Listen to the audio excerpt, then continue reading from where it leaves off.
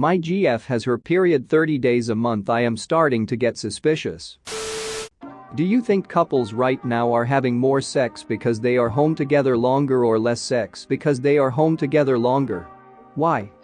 My brother from the same Martha, what's up my man, so glad you can make it to another story time. Make your boy Andrew proud and hit that MF like and subscribe button.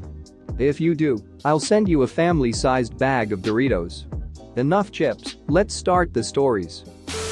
Probably both. Starts off with more sex. Before everything grates on them. Then there's no sex. Then they argue. Then they have make-up sex. Both. At first, oh yeah, we can finally have sex now, then it's I'm bored, let's have sex. Then it's God just leave me alone for a minute. Work at a pharmacy, there has been an increase in Viagra prescriptions and Plan B sales. Birth control prescriptions are about the same as any other time. My wife and I are stuck at home because we're both infected with something.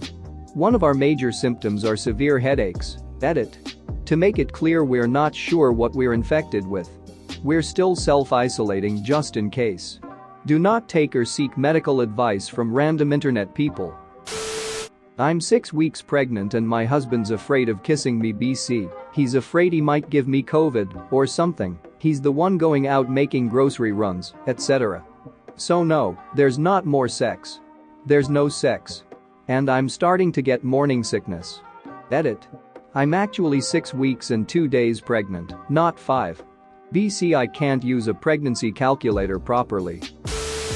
Our kids are also home, 6 and 4, so nope. The 4-year-old is a certified professional cock blocker. If my husband and I are just spooning in bed, he will launch himself between us and declare he's the bacon for our sandwich. Not great for sexy times, but can you even get mad? I don't know how it works out for couples, but I write smut for a living, and people are definitely buying more erotica. Either people are home alone and looking to jerk it, or they're at home with their partners and just desperately want some alone time. My partner and I have been quarantined together and haven't had sex in over a week. I think a mix of the stress and cabin fever is making us fight. We had a good sex streak before this, so maybe it was time to let the jets cool. Edit. 24 hours later and still no sex. We did cuddle the duck out of each other though. Hard. My GF and I are usually very active in this department. Ironically, we've been having less because we are both just so damn anxious, worried, and high-strung about things. It's hard to focus on making love when you're worried about the rest of the world collapsing and your family who has heart issues, diabetes. I'm an introvert, so not dealing with people all day has left me with way more energy to head down to Pound Town. I am a cynic, so prior to the self-isolating I was pissed. I had to be around so many people all the time, interacting against my will. Now I am pissed that I can't interact with anyone. This is despite knowing full well that if I were around people, I would immediately not want to be. Stupid crappy dopamine regulation.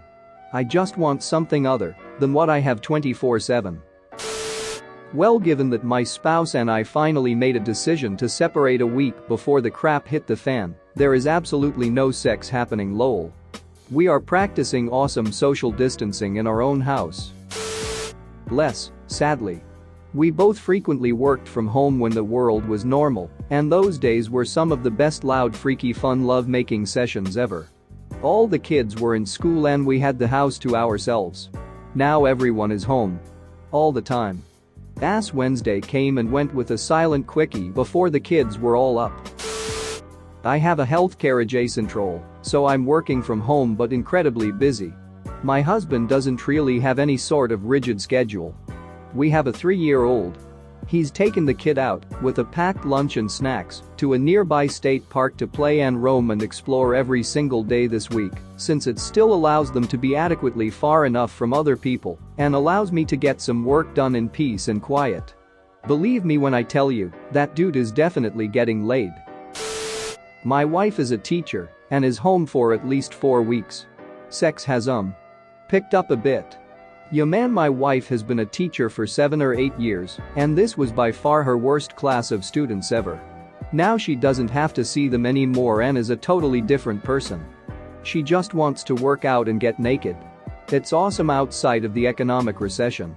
Pandemic thing. Cries in long-distance relationship. Same here, my GF is in Finland and I'm in the UK. Worst part is, she currently has no internet at home and doesn't know when she will again. We share the odd text message, but it costs far too much for us to be texting all the time given we're in different countries. It's usually like one a day to let each other know we're all right, and it sucks. Couples that are strongly attracted to each other and enjoy hot sex will likely do it more often. For those whose sex life diminished long ago, being around each other more probably won't make much difference, it might even decrease activity. Can confirm that the wife and I are having the same amount of sex as before, which is to say nearly none. Honestly, we've both just spent the past week on edge wondering about our financial future and such. When things were going along fine and both of your routines get turned upside down as well as your kids' routines, it can cause a lot of stress that wasn't there before. As much as you want to say that everything will be fine, you can feel the nerves in the air. My kids are older, so for even them, they are able to grasp the severity of the issue at hand. It sucks. We have time and can't feel good enough to make the total best of it. But we are trying. More. My roommates had sex 3 times this morning, or maybe 1 time, but over 5 hours. Edit. They're at it again, but they put the TV on loud thinking it covers the sound this time. This might be a little too revealing of my own sex life, but are people really that loud when they duck? I feel like it never gets louder than the TV, volume turned high loud. With these guys it's more I have amazing hearing. The ones before them were parents of toddlers who would wait an hour after putting their kids to bed, blast the volume on a movie or the faucet in the shower, then duck with pure abandon as loud as porn stars. Both. There's going to be a divorce boom and a baby boom. And those events aren't mutually exclusive. Edit. I've been reminded by a friend with depression that there's probably a suicide boom on the way too. Personally, I have a feeling that the next few days, weeks, months will bring out both the best and the worst of humanity. Please try to help out your friends, family and total strangers wherever possible, and I'll try to do the same. As a person with depression who's considered high risk for suicide, this outbreak has me feeling very hopeless. This caused my work to be interrupted, my school to be interrupted, one of my friends, an exchange student, to be sent back home, among many other things. I'm very ready for some semblance of normalcy to return, but I'm having trouble seeing how it could. Check on your friends, y'all. I couldn't list all the things I'd give up just to have a few specific people send just a text asking how I'm doing. Edit. I know it's been a week since I posted this comment, but I just want to plug our Medicated Adolescence. It's meant to be a place for adolescents, but I welcome all ages. Depression and high risk for suicide here, too.